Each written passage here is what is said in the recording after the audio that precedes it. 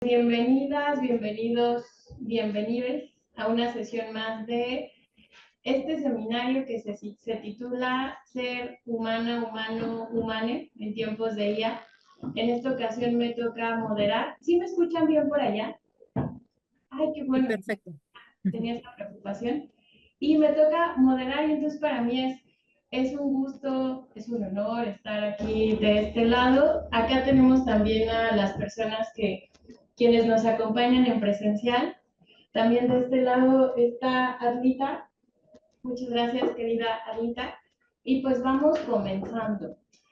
Ya tenemos aquí a nuestra invitada de la sesión del día de hoy. Ella es Noemí Lugo Rodríguez. Noemí es doctora en comunicación por la Universidad de Fabra en España y profesora investigadora a nivel asociado de la Escuela de Humanidades y Educación del Tecnológico de Monterrey. Me parece que en Querétaro. Pertenece al Sistema Nacional de Investigadores de México. Ella es nivel 1 y su investigación se enfoca en la intersección de comunicación interactiva, cultura digital, educación y salud desde perspectivas humanísticas y sociales. Noemí es una mujer experta en narrativa digital y comunicación transmedia. Actualmente investiga la relación entre emociones e inteligencia artificial a través del estudio del cómputo afectivo. Y pues también Noemí tiene 25 años de experiencia docente en universidades de México y Estados Unidos. Entonces, de verdad que es un gran honor y es muy emocionante tenerte aquí, querida Noemí. Gracias. Estamos no, pues gracias a ti. Más o menos la presentación de las personas que han venido a compartir, a reflexionar, van de los 45 minutos a la hora. Entonces tú siéntete con la libertad y a partir de eso surgen muchas preguntas y comentarios. Entonces te escuchamos. Muchas gracias. Perfecto, muy bien. Pues bueno, entonces voy a empezar a compartir. Gracias primero por la invitación, por la presentación. Y bueno, yo les voy a empezar a compartir hoy algo que es la primera vez que lo comparto y así lo van a ver como en borrador incluso. Ay, sí. Porque he presentado más otra cosa, pero ahorita les contaré más. Nada más déjenme lo pongo en modo presentación. Se está cargando, entonces creo que ya, ahí está, ya lo ven, ¿verdad? ¿Sí? ¿Alguien que me diga? ¿Sí? Ok. Bueno, yo les voy a hablar hoy de la inteligencia artificial y procesos creativos a través del diseño de imágenes. Es una investigación que ya llevamos basada, ay, perdón, ahí me faltó, en creación y afectos y que está en curso. Tenía yo como que lo de transmedia también, y también, de hecho, la presentación ahí está hecha, pero hablando con Josué y de lo que estaba haciendo como más actualmente, y bueno, entre una cosa y otra, al final eh, les voy a presentar esto. eh, y me da mucho gusto porque les digo, es la primera vez que lo presento, aunque lo he estado haciendo un buen rato. He presentado mucho más la parte de cómputo afectivo, pero les voy a dar antecedentes. Lo que yo les voy a presentar hoy tiene que ver con primero mi amor por la fotografía, o sea, siempre he amado la fotografía. Luego a nivel ya como de investigación y de docencia, que yo creo que la separamos más de lo que deberíamos. Yo empecé, de hecho, mi historia en la investigación primero vino por la docencia, empecé dando narrativa digital, digamos por ahí de 2008, cuando apenas teníamos poco que hablábamos de eso y en la época en la que todos creíamos en la inteligencia colectiva y teníamos mucha fe en la posibilidad democrática, participativa, cultural y de expresión de las plataformas que iban naciendo, ¿no? A ver, YouTube tenía 3 años, Facebook abrió en el 2009, ¿no? Entonces, pero luego yo fui dando un paso a otras áreas que fueron, por un lado, la estética de los medios digitales, más que solo la narrativa o la cultura, como con la evolución de estos medios, ¿no? Lo interactivo, los videojuegos y luego lo transmedial como lógicas, de eso fue mi tesis doctoral, hasta que ahora creo que he llegado más al diseño y análisis, porque sí me meto también en diseño tecnológico, de las tecnologías de una perspectiva como que intento que sea como por todos lados, ¿no? Por un lado, lo estético, lo interactivo, lo social, lo educativo, ¿no? O sea, como que me pienso en el uso, pero también en la parte crítica, en una crítica propositiva, ¿no? Por ahí va mi posicionamiento, eh, en los usos sociales, culturales y educativos que puedan como servir. Y esto que les voy a mostrar hoy viene de un proyecto de investigación que no recibió fondos hace un par de años, aquí fondos internos, que yo llamé la IA como compañero creativo y emocional. Acababa de ser el boom de la IA generativa. Y a mí lo que me inquietaba de inicio era que hablábamos mucho como este miedo de si es inteligente como nosotros y cómo no, y si sí, por qué, y a dónde va a llegar, y primero como todas estas ideas que nos vienen siempre de la ciencia ficción precisamente, de cuál es el rol de la IA, ¿no? Y por qué creemos o no que nos puede superar o que nos va a sustituir y demás. Entonces, yo creo que eso a todo el mundo nos ha inquietado en esta época, pero cuando yo entraba en esa inquietud que pues nos volvió a despertar, además de la ciencia ficción, el boom de la IA generativa tan rápido por ahí finales de 2022 y sobre todo principios de 2023, como que yo decía, bueno, pero nos preocupa mucho la parte como de inteligencia, ¿a qué llamamos inteligencia? Y aquí empieza lo filosófico. ¿Y por qué nos preocupamos tanto de eso como más cognitivo? Y entonces yo pensé como que algo que nos hacía muy humanos o lo que más humano nos hacía no era solo la inteligencia en ese sentido binario, además muy moderno que separa la inteligencia de las emociones o el cuerpo de la mente, pero yo lo que pensé es que a mí me interesaría más como otras áreas que nos hacen humanos, como lo emocional y la creatividad, ¿no? Y dije, bueno, ¿cuál será? O sea, mi pregunta muy global primero así era como, ¿cuál será la influencia de la IA en eso? Y bueno, lo presento en este seminario precisamente porque creo que es el tipo de inquietud que se comparte a diferentes presentaciones y ponentes en este seminario. Pero mi inquietud inicial vino por ahí y se me ocurrió la idea de pensar como en esta, como en la idea de IA como compañero, compañera, o sea, incluso así, ¿no? Le ponemos género, ¿no? Es humano, si no es humano, creativo y emocional, ¿no? Luego se une el interés por investigar con base en prácticas creativas y los afectos y emociones como objeto de estudio y como perspectiva y posicionamiento en la investigación, una investigación rebelde. Ahí ya vi varias faltas, pero ustedes disculpen que terminé mi presentación terminando clase y así, ¿no? Corriendo como andaban los académicos, toda la vida las académicas, más aún las académicas. Entonces, para mí el afecto y las emociones es un posicionamiento, es decir, yo creo que es, por un lado, objeto de estudio. Lo otro que ha avanzado más sistemáticamente y más se presentado en foros es lo de la IA y emociones, y la investigación que estoy haciendo sobre chatbots, eh, que se relacionan, o sea, humanos que se relacionan con chatbots y de qué maneras.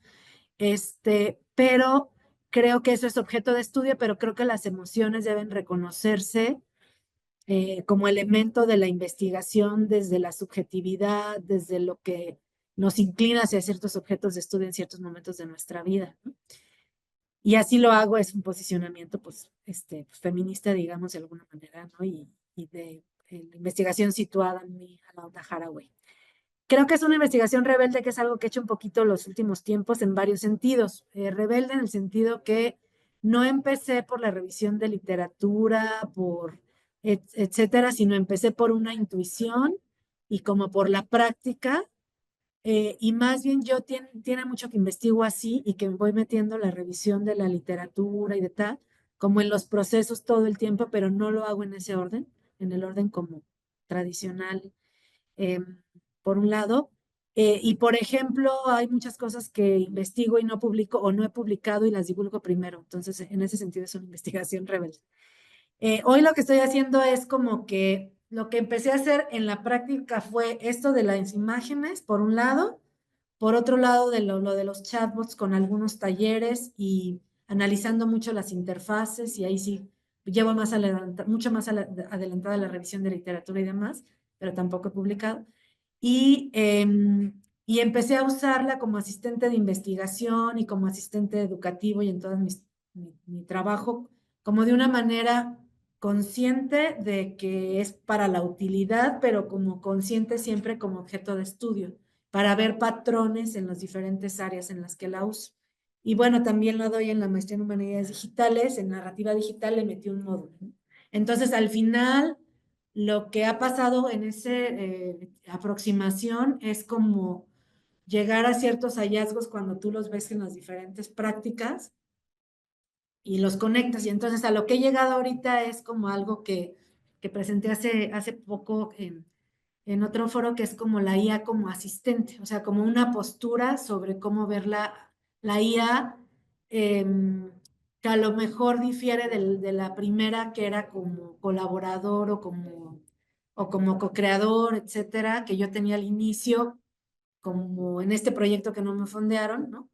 Y también la rebeldía creo que concluye con, dije, lo voy a hacer sin un peso y como pueda, con el tiempo restante que puedo, que tengo mucho trabajo. Entonces, pero lo empecé a hacer, ¿no? Y llevo pues 1 año y medio, 2 años haciendo.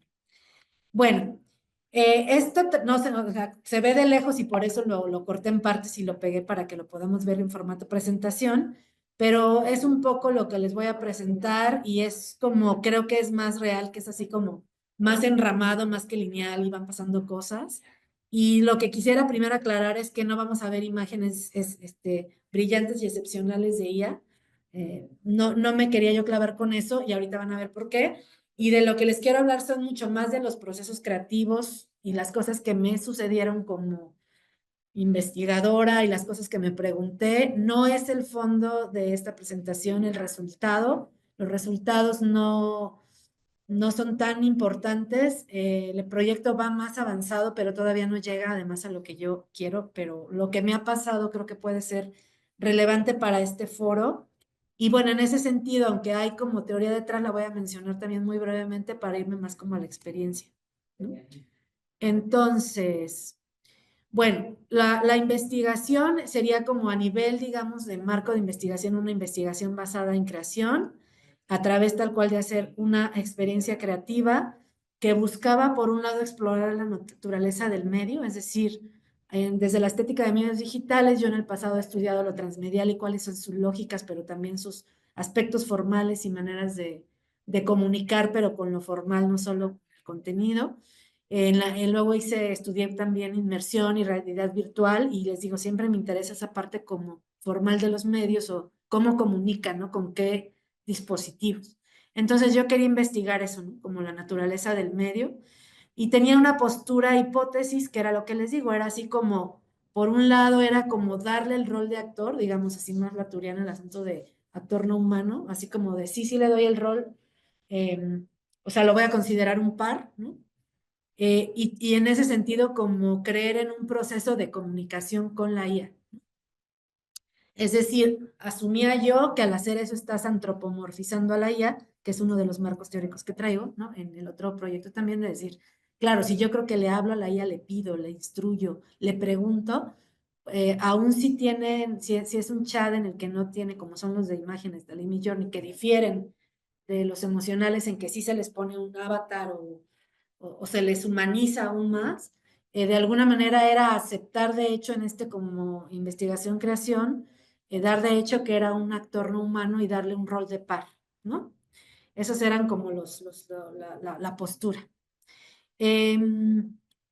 Luego yo estudié antes del doctorado una gran parte de una maestría en Master en Fine Arts en fotografía y digamos, los propósitos de los proyectos fotográficos que son formales, ¿no? Así como cuando uno quiere como esto, explorar más la naturaleza del medio, conceptuales, cuando uno quiere desarrollar una idea y no es tan importante la estética, documentales, más apegados a la realidad y experimentales.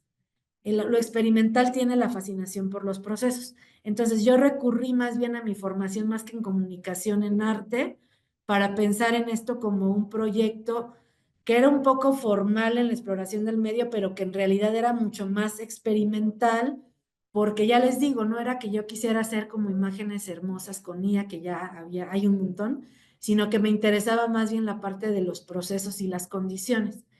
Y una de las cosas que me inquietaba era como, o sea, por ejemplo, cuando estas discusiones se daban y más de inicio era como los resultados, ¿no? Si la imagen sale muy bien, si es creíble, si parece humana, si supera los resultados de un humano tomando esa fotografía.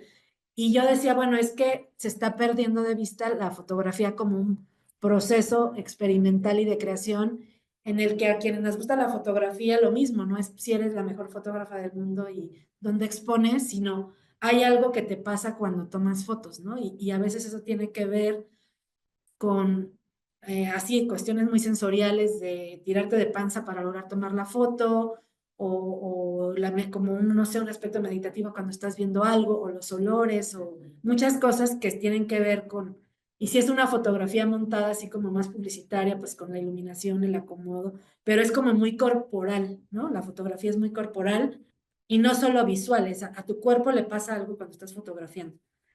Y entonces yo decía, bueno, ahí hay algo que aquí se reta, ¿no? Que es verlo desde otro lugar y que entonces es ver qué procesos físicos y sensoriales suceden en esto, que normalmente este es un proceso que se ve más mental, o sea, yo si estoy dictando un prompt y veo cómo sale y lo modifico, no es tan corporal, es visual, voy a ver los resultados, pero no es esta experiencia corpórea de cuando yo tomo fotos, que es incluso una experiencia muy cansada y muy de cuerpo, ¿no? Entonces eran las cosas que me inquietaban. Aquí pueden ver un poquito como, son como lo recorté del mapa, las imágenes no se van a ver muy claro, pero estas fueron algunas de las cosas que yo empecé a descubrir sobre la naturaleza del medio, no son imágenes mías. Lo que empecé a hacer a la par fue hacer etnografía digital y ahorita al final les mostraré también eso. Y entonces yo iba pensando, mira, o sea, cuando veía algo interesante en los grupos, decía, a ver, ¿qué me dice esto, no? Y entonces una de las obvias, ahorita ya es muy obvio, pero yo empecé esto a finales de 2022. Era como, estas cosas, es como que lo surreal o estas cosas que nos imaginamos y yo, si no soy animadora, ni dibujante, ni pintora, no puedo hacer tan fácil, pero si me lo imagino y digo una persona humana, pero cruzada con tal animal y que se ve así y así, sí lo puedo tener en mi mente, aunque no lo pueda ejecutar con técnicas artísticas que no domino. Y esa era una como de las cosas que yo luego vi como obviamente como naturaleza del medio, ¿no? Este niño así con el mar entrando por la ventana es algo similar, ¿no? O sea, algo como surreal del mundo que te puedes imaginar, pero que no puedes estar. Entonces empecé a ver así como, pues predominan creación de este tipo de escenas, de este tipo de personajes, ¿no? Y entonces a la par que yo hacía mi propio experimento, motivado por cosas que ahora verán, pues por ejemplo empezaba a ver como cuál era la naturaleza del medio. Cuando yo dije, bueno, pero ¿de qué lo hago? Así que yo me interese pensando en que si en vez de salir a que me dé el aire y el sol cuando tomo fotos, me voy a clavar con esto. Entonces dije, ya sé, voy a tomar algo que haya sido algo que también pueda comparar cómo fue la experiencia en foto, para la diferencia. Y entonces escogí un proyecto muy frustrado de 2012, o sea, hace de 10 años antes en ese entonces, que era, ahorita también ya es muy común, pero en ese tiempo que yo lo hice no era tan común, y es que por razones X o Y en mi clase de fotografía del color, yo me había clavado con hacer como, o sea, como para la onda de textura, color así, vestido, así como modelaje, pero con estos personajes de vestidos de lechuga, cebolla, cascarón de huevo y así, ¿no? Y fue un proyecto muy difícil por la iluminación, porque para poder vestir yo a alguien usé la Barbie y mi profesor odió la Barbie, y no es que yo quisiera usar la Barbie, pero quería usar una cosa que pudiera vestir. Y entonces, el problema es que la Barbie tenía mucha carga de significado que en género ya podemos asumir cuál es, y luego era difícil todo, ¿no? Los aspectos técnicos de creación, del montaje, bueno, fue un proyecto muy difícil que no salió. Y entonces yo dije, y no salió, pero yo tengo esa idea, o sea, no salió precisamente por las dificultades físicas técnicas. Entonces, si ahora tengo esta posibilidad, pero me puedo imaginar, es un buen proyecto para comparar la diferencia, ¿no?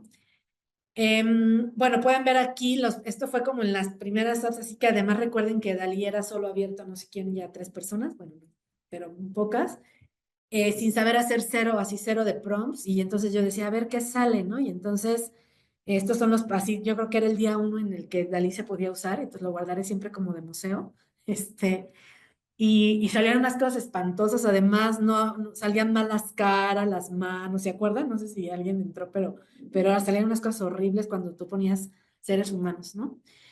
Entonces, bueno, en esa etnografía digital que yo les digo y de naturaleza del medio, por ejemplo, veía estas cosas, ¿no? Y decía, mira, es que lo que yo tengo idea ya se le ocurrió a mucha gente. Y ahora yo les puedo decir, 2 años después, que se le ocurrió a muchísima gente. O sea, es una de las cosas más ya cliché y comunes, como pensar en hacer algo de un material que no va o que no es lógico y que aquí sí tienes el sueño de hacer este tipo de cosas, ¿no? Como lo que estamos viendo. Entonces yo dije, ah, mira, esto es como lo que yo quiero, vestirse de flores, ¿no?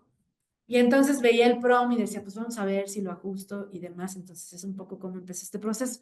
Ahora, este proceso, además de ser frustrado en eso, es así como, ¿y por qué vestidos? En realidad, los dos proyectos que yo empecé tenían que ver con mi abuela materna y ahí está el afecto.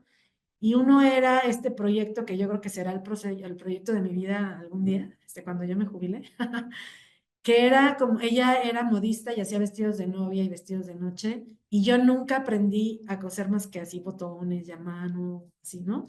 Y como que traigo ahí una sensación sobre la melancolía por ella, que ella fue como mi madre, pero también como que siento que ella me enseñó mucha de la creatividad que ahora yo tengo que le apliquen cosas tan distintas, o que vivir en un cuarto de costura rodeada de telas. Mi familia después paterna también se dedicó siempre a cuestiones de la industria de la moda.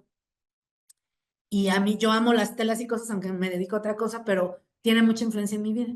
Entonces la razón afectiva estaba ahí, ¿no? En que yo no sé coser vestidos. Entonces yo dije, bueno, esto no es un proyecto de una diseñadora de modas o de diseñador industrial o un estudiante de moda que quiera hacer un vestido y luego tenerlo en la IA y llevarlo a la realidad, sino en realidad es la posibilidad de construir lo que yo sé construir, que son imágenes, eh, como sin coser, ¿no? Entonces por ahí va la metáfora del vestido. Ya después, estos son, les digo, las imágenes se ven mal porque son como impresiones de pantalla del mismo mapa mental, pero estas fueron imágenes que fueron saliendo, la de la lechuga pues ya más sofisticada, la de arriba es la manzanilla, luego la otra es la de, ay, se me olvida ese nombre de esta verdura verde como muy complicada. Empecé a pensar en verduras o en frutas que tuvieran algo interesante, ¿no? Que dijera yo, a ver, ¿qué pueden tener estas verduras que a lo mejor me den algo interesante? Del otro lado pueden ver poro, ese vestido verde con blanco es poro. El del otro lado también es manzanilla y el otro es cebolla morada. Y bueno, los prompts fueron variando y no, es decir, yo me hice mejor para hacer prompts, pero parte de lo que yo quería variar era como aislar literalmente variables, y entonces decía, bueno, yo voy a copiar el mismo prompt pasado los años, bueno, no los años, los meses. Y ahí eso me permitía aislar que era mío y que era de que, digamos, el sistema de Dalí, porque lo hice todo con Dalí, iba mejorando, no sé, mi journey se me hace muy complicado al principio, se podía, iba mejorando, ¿no? El sistema mismo. ¿Mm? Y en realidad muchas veces el sistema mismo mejoró rapidísimo, pero lo que me daba el sistema pues lleva influyendo en mi creatividad. Aquí se ve un poco de la evolución combinada mía y del sistema, pero en realidad más del sistema o de sistemas distintos, ¿no? O sea, yo decía, esto lo voy a hacer con Dalí y con Talab, y era como que me revelaban, y les digo, las primeras son asquerosas y horribles, ¿no? Pero, por ejemplo, la que viene abajo, o sea, en el primer cuadrante, pero abajo a la derecha, es un vestido imposible casi de coser, ¿no? Entonces, es el tipo de cosas que a mí me gustaban, que era lo que a mí me revelaba del medio a nivel creativo en sí, que era, ok, fíjate, este vestido es una imagen muy alusiva a la cebolla morada, a esta conceptualización de hacer un vestido de cebolla morada, pero es imposible de coser y es un vestido, o sea, sería incomodísimo, así, ese era el tipo de cosas donde ya decía yo, esto sí, ¿no? Las otras ya son, fíjense, más avanzadas, pero eran como más pasarela, pero decía, sí, pero ese es un vestido pues más normal y ya, ¿no? Y entonces con ese input yo iba viendo o diciendo, mira, aquí cómo me interpretó Lanes, ¿no?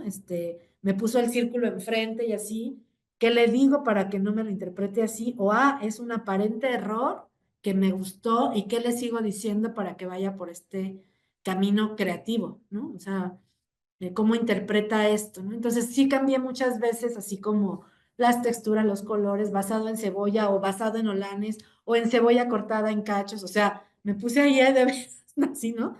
Y también con las formas de los vestidos, me metí a Pinterest y veía así como, ¿cómo se llama cuando un vestido tiene el hombro así, la falda así y acá? Y entonces, con eso iba yo modificando los prompts. Ahora, algunos hallazgos, ya digo, este proyecto y luego les voy a enseñar un cachito del otro, y ahí ya voy a empezar a revolver. Pues obviamente una de las cosas que descubrí sobre, en parte el lenguaje, pero también sobre la forma de comunicarnos y sobre el sentido de los prompts, es que por eso les digo que no iban a ver imágenes maravillosas, es que para mí era mucho más interesante más que lograr una imagen wow y copy-pastear de toda la gente que empezó, pues afortunadamente la inteligencia colectiva sigue presente en las redes, a decir, mira, así con este prompt haces esto, que quede así como si lo hubiera hecho un humano, así igualito, súper de alto nivel o demás, era que representa los valores de la ambigüedad en los prompts y en la iteración. Es decir, si como condición experimental creativa yo pongo esto de es mi colega, ¿no? La IA es mi colega, pues entonces le tengo que dejar parte de la chamba, no decirle exactamente lo que quiero. Porque cuando me salga esa cosa que yo no esperaba, es como cuando trabajo con una persona humana que su idea me rebota, hacemos sinergia y hacemos una cosa mayor que si yo la hago sola, ¿no? Entonces eso fue como para mí uno de los grandes valores para que luego apliqué también incluso a partes no solo de, bueno, cuando quiero algo muy específico en investigación, a ver, se lo digo, ¿no? Pero pero que empecé a cambiar mi forma de decir, claro, esto se puede aplicar así y esto es como que realmente nutra tu proceso creativo teniendo esa metáfora de base de, sí, actor no humano, entonces te doy el rol, entonces vamos a ver cómo cuando yo te doy algo ambiguo a propósito, qué sucede y qué sucede con mi creatividad, ¿no? Entonces la reflexividad como ahora sí volteada a ti, ¿no? Y entonces creo que una de las cosas más importantes en procesos creativos, aunque esto creo que puede aplicarse a video y otras cosas, sería los valores de la ambigüedad y de la iteración. La iteración pues es obvia, ¿no? Eso todo lo hacemos. Tú pruebas, no sale, le vuelves a dar otro input, corriges, etcétera. Pero creo que combinarlos, ambigüedad e iteración, e intencionar la ambigüedad y decir, esto lo quiero exacto, pero este valor lo dejo ambiguo y así, ¿no? Da como para más juego, ¿no? Creo que lo inesperado como diálogo y como input creativo es como la respuesta. Luego, otra de las cosas que me di cuenta y dije, bueno, sí, los vestidos están padres, ¿no? Incluso dije, ay, ese vestido, por ejemplo, el del poro, dije, ese vestido está súper bonito y ese vestido se podría construir, ¿no? O sea, dije, sí, si yo fuera diseñadora de modas, igual y le entro, ¿no? Pero luego dije, claro, o sea, a pesar de que yo por ejemplo, al principio le dejaba porque quería ver cosas de representación también, le dejaba mujer mexicana, ¿no? Y pues claro que las mujeres mexicanas siempre son como Frida Kahlo, ¿no? O sea, empecé obviamente a ver inmediatamente los sesgos, delgadas, morenas de cierto tipo, ¿no? Así como exóticas, ¿no? Entonces, bueno, pues obviamente lo que descubrí que era, yo no le pido cómo quiero a esas mujeres, porque en parte quiero descubrir, aunque mi proyecto no es de mujeres, no es de género, qué mujeres me dan, qué mujeres me proyecto. Y obviamente, pues todas eran, pues, si yo le pedí algo de moda, obviamente todo lo que tenemos en moda, pues apenas está haciendo un esfuerzo por representar diversidad de cuerpos en la moda, pero era pues obviamente las bases de datos vienen alimentadas por eso, que ya trae ese sesgo de las mujeres que modelan son flaquísimas y son de X tipo, ¿no?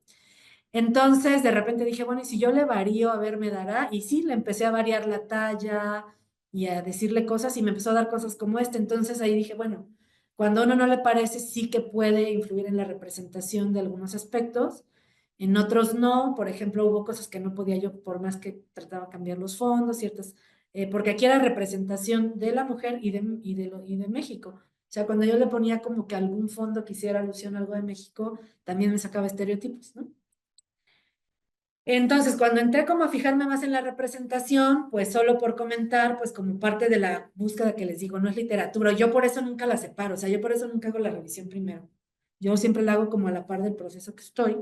Pues empecé a fijarme mucho en internet en estas cosas que iban saliendo, ¿no? Proyectos sociales que ya estaban usando la IA para representación. Entre ellos este muy básico que salió así como de qué pasaría si Barbie se representara mayor, ¿no? Para representar a gente mayor. o este de un archivo queer inexistente, que en realidad ese sí es un proyecto mucho más formal y artístico, en el que el fotógrafo eh, lo que hace es como decir, bueno, no hay un archivo de hombres de inicios del siglo XX que pudieran expresar su amor, y entonces juega a niveles más artísticos del que le estoy diciendo, buscan el proyecto, tiene prensa, con la IA, ¿no? Nosotros estamos por sacar un paper de eso, pero con dos colegas que son, o sea, yo soy la tercera autora y analizamos este tipo de proyectos. Eh, y hay cosas bien interesantes ya jugando con darle la vuelta a la IA en la representación, más bien aprovechando precisamente esa capacidad hipotética del inicio que yo les decía, así como a veces en el lenguaje del medio, pero a veces también es en no nos hemos imaginado esto, pero sí hay archivo de donde saque, por ejemplo, en este caso, hombres del siglo XX, ¿no? Y de inicios del siglo XX, pero que lo combine con algo que no está representado, infrarrepresentado, invisibilizado, como es el amor queer en principios del siglo XX, ¿no? Entonces, cada vez obviamente, ya yo les digo, yo empecé en 2022 y estas cosas no había, pero conforme yo fui haciendo ese viaje, pues empezó a haber más cosas de estas que han nutrido lo que ahora podemos pensar que se expresa con IA. Bueno, otro de los proyectos que yo tomé fue como decir, bueno, en uno es un proyecto frustrado de foto. En eso lo que descubrí es sí no tiene, o sea, lo sensorial así, no está, pero me di cuenta que estaban procesos más mentales, pero que también había diferentes formas de engancharte con eso, y diferentes formas de explorar tus procesos creativos y afectivos. Y sí se podía, no suplido, sino por otra ruta, ¿no? Y luego el segundo reto que me puse fue decir, yo siempre he querido ilustrar una imagen que es de las imágenes más queridas, que tengo una animación en la cabeza, pero no soy animadora, que es de mi abuelita peinándome, ustedes ven mi pelo, peinándome muchas horas y con mucho cuidado para no jalarme el pelo cuando yo era niña en el patio de su casa. eh, Tardaba 3, 4 horas peinándome como una vez cada semana y media, porque me hacía unas trencitas chiquititas, no como las que hacen en las playas, eran unas trenzas que por todo el cabello me trenzaba así. Y entonces ahí me platicaba mil cosas y estábamos ahí. Es como una de las escenas más así bonitas de mi vida, como que además ella, les digo, ya murió, yo la recuerdo mucho. Y entonces dije, claro, yo siempre he querido ilustrar eso, pero no soy dibujante, no soy ilustradora, no soy pintora. Ahí está el afecto, tengo muy clara la escena y no sé dibujar. Entonces dije, bueno, pues vamos a tratar de construir, ¿no? Y entonces ahí construí el patio, o sea, por ejemplo, dije, a ver, primero traté de construir la escena, era muy temprano en la IA y no había manera de construir la escena, o sea, no me la daba para nada. Luego dije, pues voy a aislar y voy a construir el patio, y cuando ya tenga el patio, pues ya voy a tratar de construir tal, ¿no? Entonces el patio para mí era, o sea, uno de los elementos más importantes es la flor de mayo, era un patio donde nosotros nos sentábamos y era un patio largo, como de cantera adoquín, de una casa del centro de Querétaro, pero no colonial, largo, angosto. No es una casa, no era una casa grande colonial ni nada de esto, o sea, era un barrio, no era para nada una casa este, de barrio rico, ni mucho menos. Tenía una celosía y tenía un árbol de flor de mayo que caía así, ¿no? Entonces yo decía, eso me acuerdo perfecto, yo me sentaba en una silla, ella me peinaba, me platicaba, ¿no?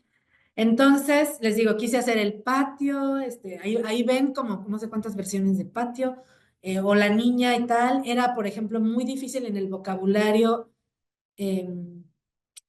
por ejemplo, representar una abuela era un problemón. Siempre las abuelas para la IA son personas como de 85 años y mi abuela fue abuela de 40, ¿no?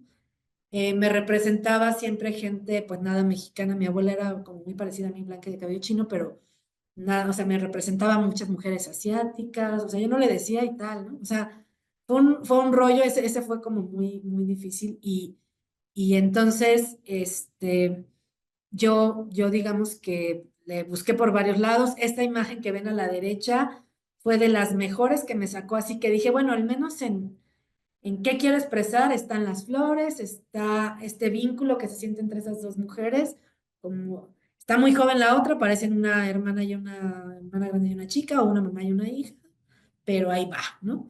Tengo registrado por ahí, no se los traje hoy, pero sí fui registrando sistemáticamente los prompts y qué cambios les hacía. Y me di cuenta que, por ejemplo, la palabra mother, los hacía en inglés en aquel entonces, funcionaba mucho mejor y demás, ¿no? Pero luego, de repente en una de las ideas vi que ya se podía empezar a dibujar y yo soy muy mala para dibujar bien, pero sí tengo ideas visuales. Entonces dibujé así como ven ahí, no sé si se, yo creo que el dibujo se ve muy mal, pero dibujé, ¿lo alcanzan a ver? ¿Alguien que me diga? ¿Lo alcanzan a ver? ¿Sí? Bueno. Lo que dibujé era así como esto que ya les conté y dije, pues voy a exagerar el pelo así chino y bueno, no exagero, pues así lo tengo, vean, ¿no? Pero un poco ahí las flores cayendo y tal, ¿no? Y por fin me dio esta imagen que viene al lado, que dije, sí, esto es esto en humor, en atmósfera, es lo que quiero. Y pasó algo muy interesante, que es que como yo le puse el árbol como niña chiquita, en vez de ponerme un árbol, me hizo un recorte como si se viera el cielo atrás, ¿no?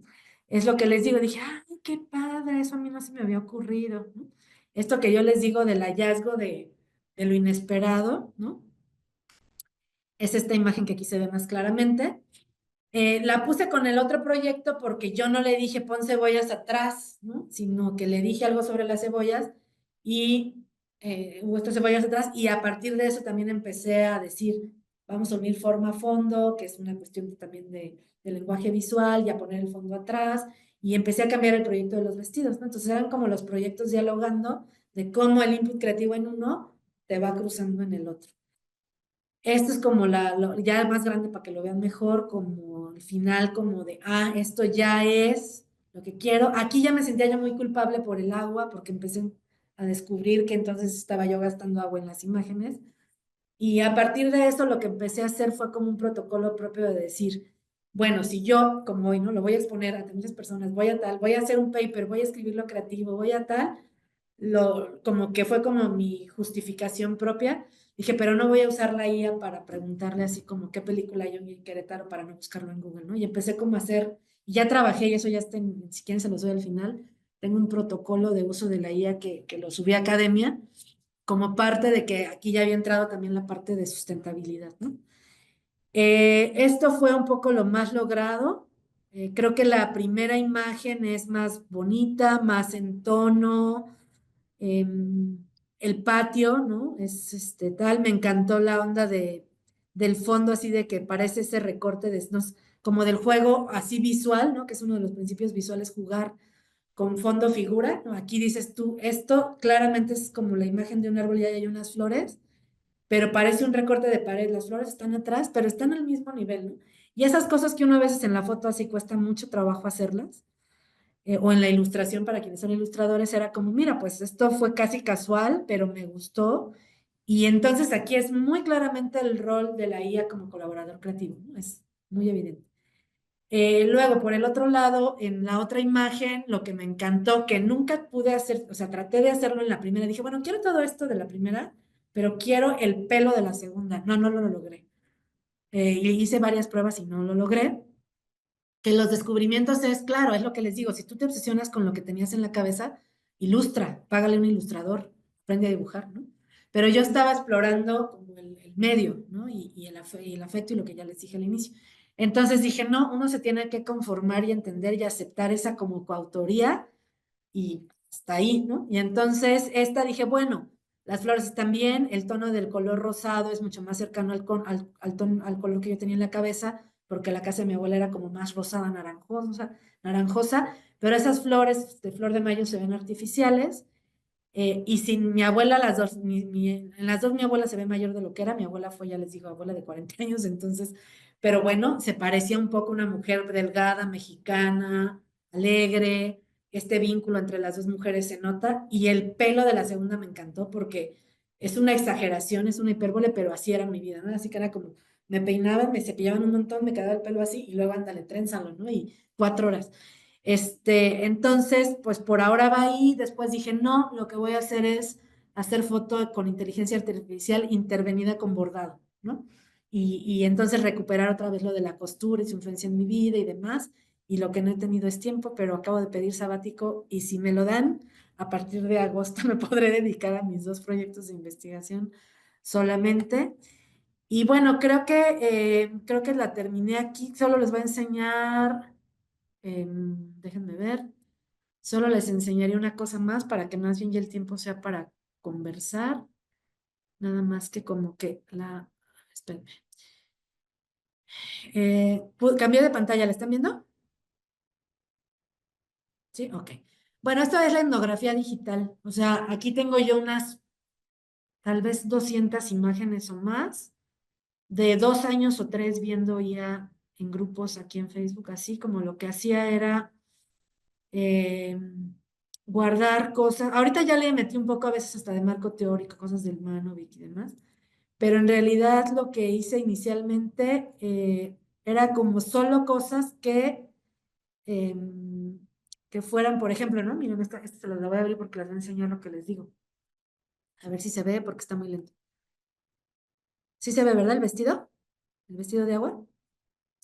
Entonces les digo, luego dije, híjole, lo que a mí se me ocurrió del vestido, nada original, ya se le ocurrió a todo el mundo, ¿no? Pero con diferentes cosas, ¿no? Entonces dije, ah, mira lo del vestido, y luego vi, miren, está ¿no? Así, gente que empezó así vean, ¿no? A contestar así.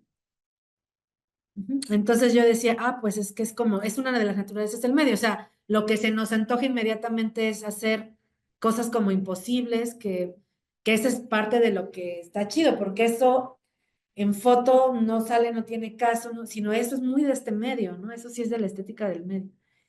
Y así como esto, pues iba guardando, ¿no? Por diferentes cosas, así, por ejemplo, lo de la Barbie, dije, ah, por representación, eh, mm, miren, por ejemplo, otra de vestido, pero no crean que guardé puras de vestido, o sea, nada más que yo lo que iba viendo era como qué se le ocurría a la gente y de fondo como cuál es la intención de los autores o a veces cuando ponen el prompt que pusieron, ¿no? Entonces el paper de esto sería, digamos, si yo ya lo que les conté lo hago paper, sería lo que les acabo de contar, a lo mejor teorizado con teoría de actor red, ya hay mucho ahora paper de IA como colaborador, ya, o sea, ya hay ya más teoría, con investigación, creación, pero a lo mejor como en vez de una revisión de literatura, bueno, Manovic tiene teoría de esto, así de diseño de imágenes, un montón, pero creo que realmente lo que haría sería como una revisión de imágenes que quisieron hacer un poco lo mismo que yo como con el método de etnografía digital, ¿no? Sería lo que pondría. Miren, algunas, por ejemplo, tristemente, ya ven, por no bajar las cosas, pero ya no están. Y por otro lado, el problema es que aquí te metes con, bueno, las puedo bajar, le tengo que pedir permiso a cada persona, yo sé que las ponen públicas, pero siempre me mueve pensar en la ética y la reflexividad. Pues obviamente hay que dar crédito. Y les digo, ya muchas, miren, ya muchas desaparecieron, porque no las bajé porque eran desde 2022. Pero por ejemplo, esto no tiene nada que ver con vestidos, pero me parecía muy interesante porque lo que hizo esta persona fue precisamente como, es algo también muy que nos descubre algo del medio, ¿no? Así como que la mitad de la imagen sea esto y esto y todo, pero es construido totalmente con la mente, pues. Bien. Entonces, cuando yo veía eso, decía, ah, esto es una idea que sí explora el medio y a ver, ¿por qué lo hizo? O dice el prompt, miren, the promise in the caption, ¿no? Entonces, ¿cómo lo hizo? Y poder investigar para realmente que este proyecto sea, por un lado, así, ¿no? Afectivo, personal, un proyecto artístico. Yo luego digo, bueno, o sea, yo comparto en primera porque me parece que eso hay que hacer con investigación, pero además lo que yo hago normalmente siempre es precisamente tan personal y tan cruzado por los afectos que no estoy pensando quién más va a publicar de eso porque la perspectiva que le doy es como muy mía. Pero es autorada, sí, pero como que yo decía, esto tiene así, y decía, bueno, quiero investigar lo mío para no investigar solo lo que veo y hablar sin experiencia de las prácticas que no hago, con la pura etnografía alejándome, sino hacer yo esas prácticas, pero también nutrir mi práctica de lo que veo, ¿no? Que eso ya les estaría hablando un poco más como de la metodología. Y bueno, ya para cerrar, creo que lo que yo veo cerraría con pues eso, yo creo que hay que, en este seminario que es el tema, pues yo creo que hay que explorar aspectos, o sea, cuando hablamos del ser humano en tiempos de IA, evidentemente es todo lo que no es IA, que está pasando, no conectado a la IA, conectado a la IA, o por lo que la IA estaría bueno que cruzara, o ya cruza, pero creo que también precisamente hay que ir como para profundizar en la investigación agarrando partes, ¿no? Así como, bueno, pues eso, una de los aspectos humanos es lo emocional, otro de los aspectos humanos es la creatividad, otro de los aspectos humanos es, pues como para poder indagar a profundidad y no quedarnos nada más como en lo ensayístico, sino en las prácticas. Y pues bueno, hasta ahí llego. Muchísimas gracias por la escucha. Voy a dejar de compartir para que podamos platicar. Nada más que ahora déjenme donde veo. Un segundo para dejar de compartir. Ya, ahora sí, aquí estoy. Muchas, muchas gracias, Noemí. Pues muy generoso de tu parte narrarnos el proceso, es decir, lo que hay detrás de los proyectos, y más aún que sea la primera vez que presentas esto, entonces muchas gracias por esa generosidad justamente. Y hay varios puntos a destacar de lo que nos has compartido. Entre ellos esta apuesta por considerar a la IA como un actor no humano, de forma declarada. También rescataría, son varios puntos, las emociones, los afectos como una perspectiva y también como un posicionamiento que a partir de ello también te posicionas desde, digamos, desde cierta epistemología feminista, tu gusto por las fotografías y cómo eso lo traes, lo cruzas con esto que llamas proyectos frustrados, un proyecto frustrado que ahora justo le das un giro desde otro lugar, utilizando la IA generativa. Eh, Rescato también esto que dijiste, tal cual, la inteligencia colectiva sigue presente en las redes, considerando todo este fenómeno de la plataformización, etc.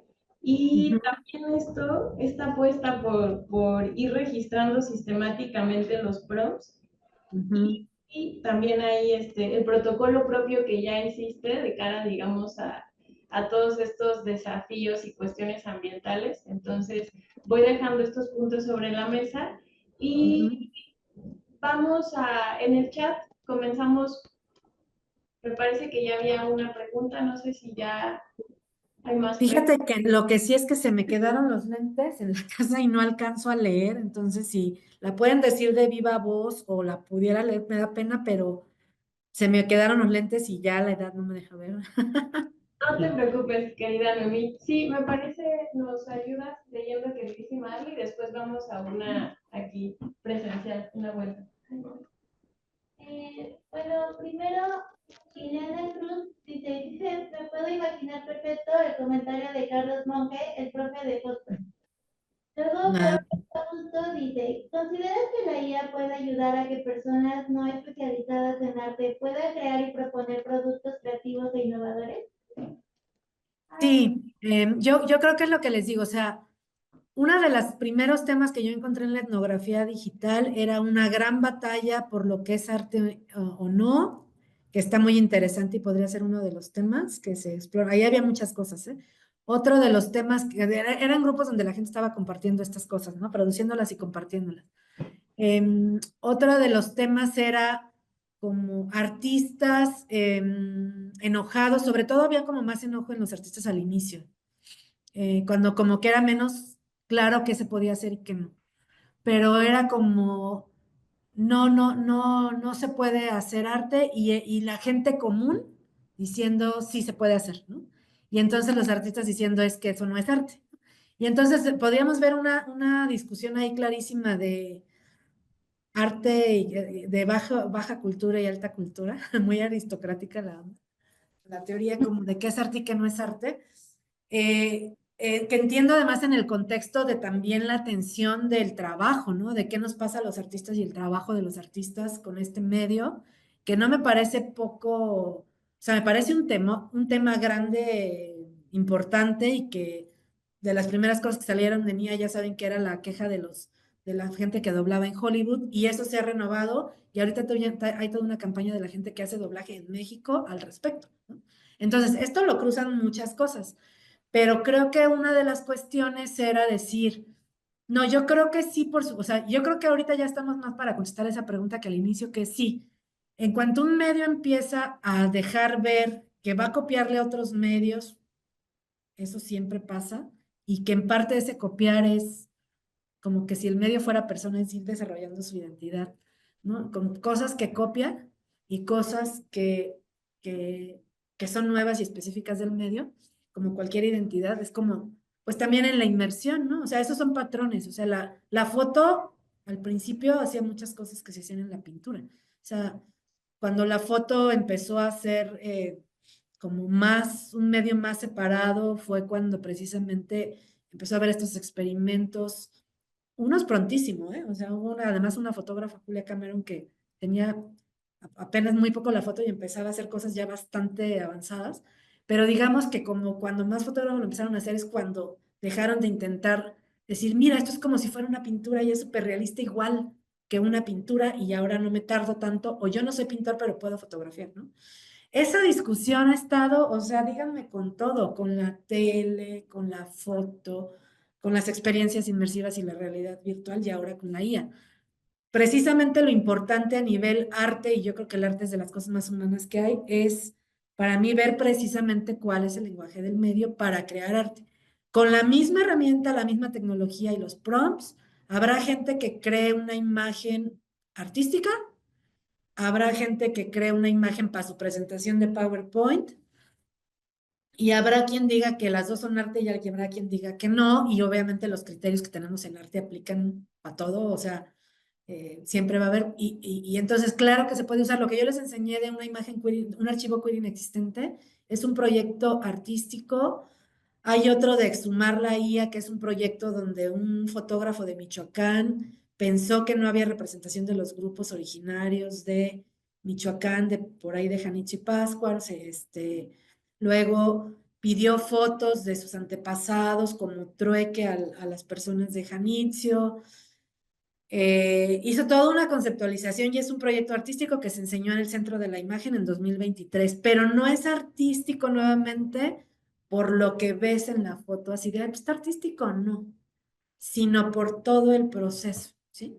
Entonces, yo creo que por ahí hay algo de herramientas. ¿Esa herramienta o es arte? Es que no es una u otra, porque es quién la usa, cuándo la usa, para qué la usa. Incluso la misma persona puede usarla de maneras distintas para distintos fines, ¿no?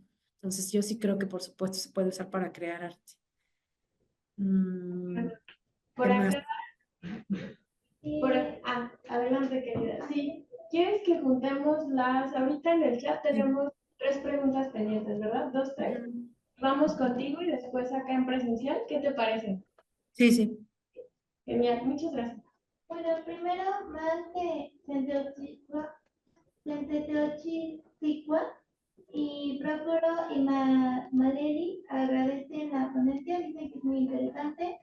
Luego, Edgar Alejandro dice, en la sesión anterior se planteó el uso de la IA como herramienta de trabajo y que nuestra postura debe considerar el uso responsable de la herramienta.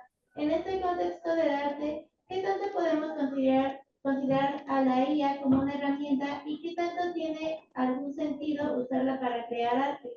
Por otro lado, Creo Jonathan. que es lo que acabo de responder. Perdón que interrumpa ahí, pero creo que esa ya se respondió con lo que dije ahorita, es similar. Por otro lado, Jonathan dice, ¿cómo soltar la hegemonía en el arte con la IA? ¿Se puede? Luis Jaime pregunta, en la relación con la etnografía digital, ¿cómo elegiste a los grupos con los que trabajaste? ¿Empleaste otra técnica además de la observación participante con los grupos que trabajaste? ¿Cuáles son los principales Espérame, porque si no se me va a olvidar, o sea, es que no, si no se me va a olvidar. A ver, em, lo de la hegemonía, el proyecto este de un archivo queer inexistente es un proyecto y el de Exhumar la IA, y hay varios ya que trabajan precisamente como con una rebeldía sobre los sesgos, produciendo en la imagen algo como esto, ¿no? Un archivo que no existe, de algo que no está representado e invisibilizado. Es decir, los sesgos que hay, o sea, una de las cosas que yo creo fundamentales es que tenemos que entender cómo funcionan los modelos grandes del lenguaje para que entendamos los sesgos, que de hecho el concepto de sesgo existe también para quienes estudian ciencias computacionales, no solo para los científicos sociales como nosotros. O sea, existen los dos, o sea, el sesgo, lo que pasa es que ellos lo ven como el sesgo más como asociado a lo técnico o al algoritmo, y nosotros siempre decimos, no, si el sesgo está ahí, es que el sesgo es humano, es que si me presentan mujeres solo tipo Frida Kahlo y delgadas, cuando yo le pongo mujer mexicana, el sesgo está ahí, ¿no? Pero en realidad el sesgo no siempre está, a veces está en los diseñadores tecnológicos y los algoritmos, pero a veces el sesgo está, lo más seguro, en la base de datos y lo que está representando en los sesgos sociales que están acumulados en la red y que de ahí se bajan, ¿no? Entonces, cuando nos sorprende tanto los sesgos de la IA, yo digo, pues es como si te pusieran un espejote y te indignaras. Y no digo que no haya que indignarse, lo que digo es que hay que ver dónde está para poder decir quién es quién es el del sesgo, quiénes son los de los sesgos. Pues los sesgos acumulados de las imágenes publicitarias, fotográficas, de bancos de imágenes, de artistas, que por eso eso da, ¿no? Y entonces para poder tener más referencias en a qué nivel necesitamos actuar. Y entonces están los prompts minoritarios o estas cosas que serían como lo que yo les enseñé cuando, pues tú no vas a poder con la base de datos que estás usando, o sea, la de Dalí, pero finalmente estás contribuyendo a entrenar con lo que pides, con lo que solicitas, con lo que corriges, con lo que le dices así no lo quiero. Yo lo acabo de hacer ahora para una conferencia que di sobre IA como asistente en educación y comunicación y hice todas las imágenes con IA para mostrar digamos, esa afirmación. Y así, le pedí algo y yo, pero ¿por qué me da así? Ah, era una cosa así súper inocente, no le dije ni género, le dije, quiero una persona con un robot en una mesa hablando no, con una pantalla atrás donde se vea un Tinder o similar y que el robot le esté dando consejos a la persona. Bueno, no me acuerdo cómo puse en prompt, pero era para mostrar en mi proyecto de chatbots los usos que se le está dando a la IA en cuestiones amorosas y afectivas, ¿no? Y entonces me pone una chava así con un escotazo y falda así, y yo, chinaco, ¿y este quién le dijo, no? Así. Y entonces empecé a decir, ¿no? Y le dije, quítale el vestido, el escote, así. Tardé como 4 imágenes hasta que me remordió el agua, la conciencia del agua que se gasta, porque nunca pude hacer que la imagen no tuviera un tipo de estereotipo de género, de objetivación así de la chava súper sexy, y cuando le quitaba el escote y yo le ponía la manga larga, le quitaba ¿no? Así, ¿no? No había manera. Hasta que le dije, ponme un nombre. Entonces, hay cosas que se pueden, hay cosas que no, hay cosas que no valen la pena el agua, que te vas a gastar, mejor la dibujas, mejor tomar la foto.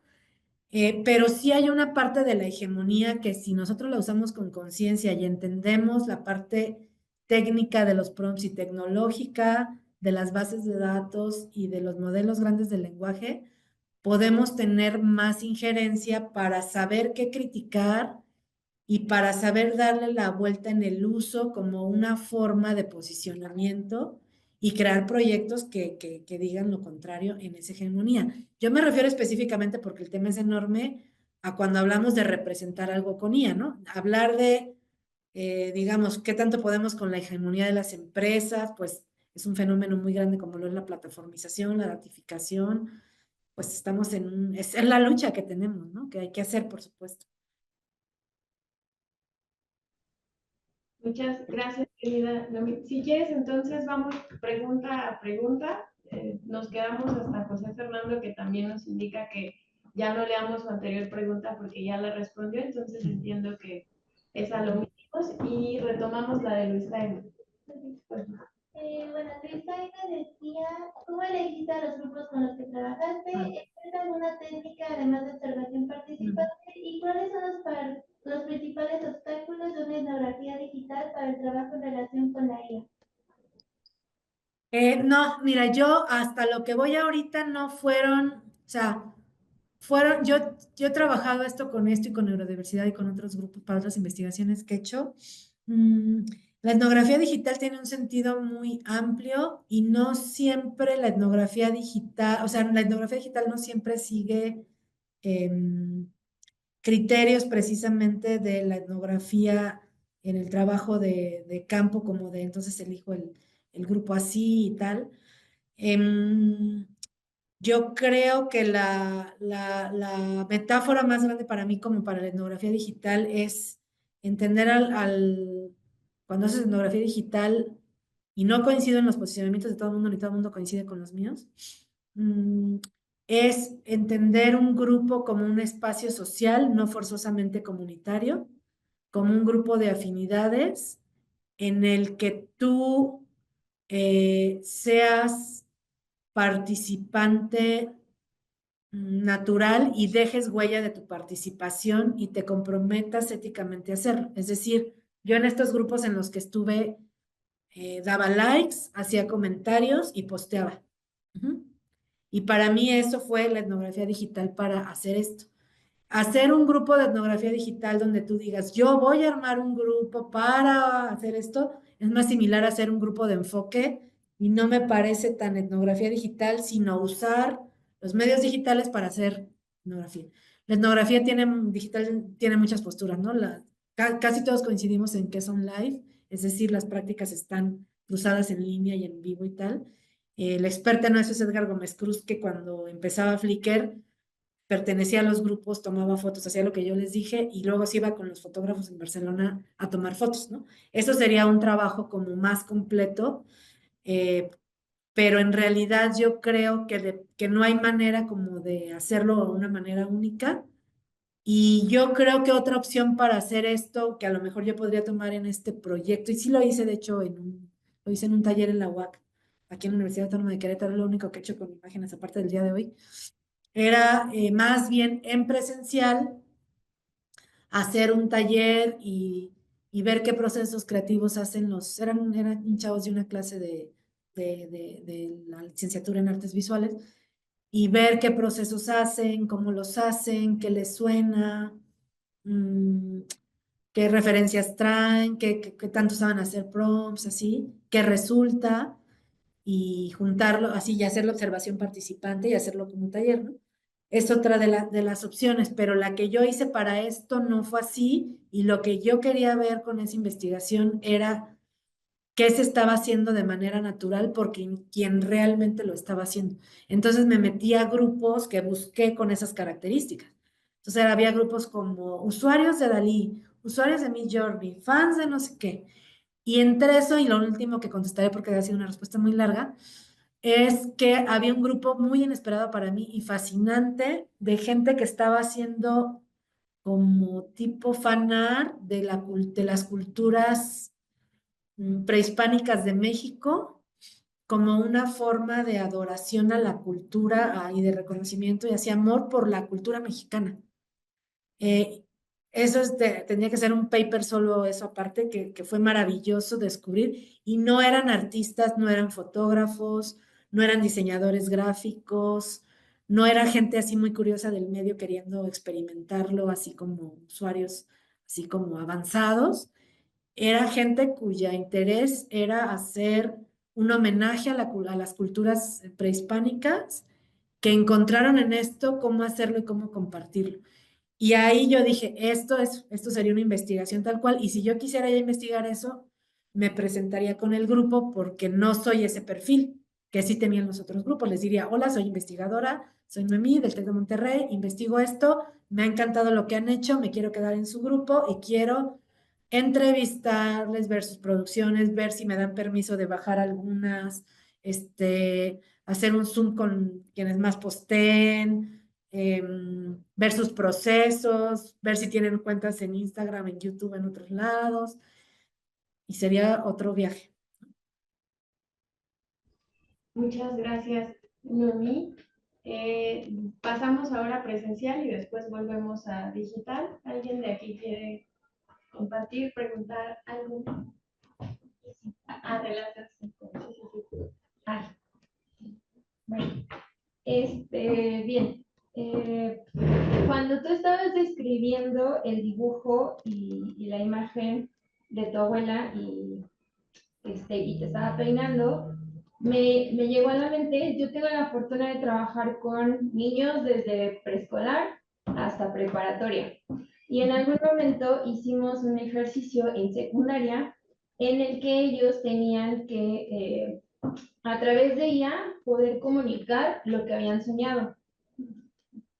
Entonces, justo cuando estabas explicando Qué bonito. la imagen que tenías en mente, me hace pensar precisamente en cómo trasladamos nuestro sentir a esas interacciones que tenemos ahora con la inteligencia artificial y entonces cómo se establecen esos nuevos procesos de comunicación, porque finalmente creo que aquí hay muchas otras cosas que terminan por involucrarse y cómo lo llevamos precisamente ahora a la educación y si debería de cambiar o deberíamos de tener nuevas ideas sobre una alfabetización visual, porque esas imágenes responden a otras características que no son propias de, bueno, de lo que tenemos hoy en día, ¿no?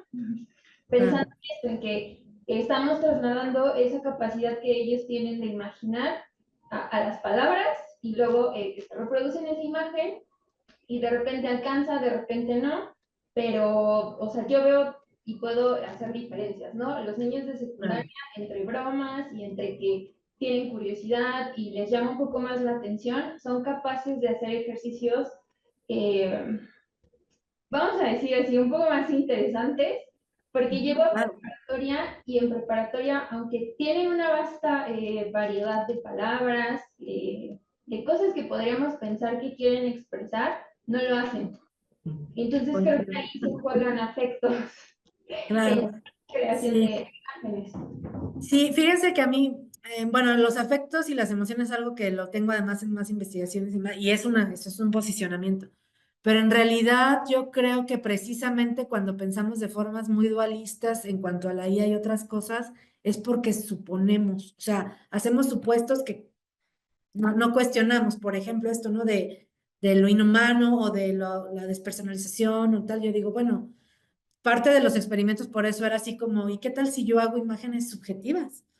O sea, así, ¿no? De lo más de mi corazón, pues, a ver qué pasa ahí, ¿no? En primera porque te enganchas, en segunda porque tienes más idea de si quedó, no quedó, no por eso les dije, no por bonito, sino si expresa ese sentir, y entonces ya no deshumanizas tú la IA o no te deshumanizas usando IA, ¿no? O sea, no pones estas cosas binarias de si la uso tal, qué horror, porque ya en tal o en el arte.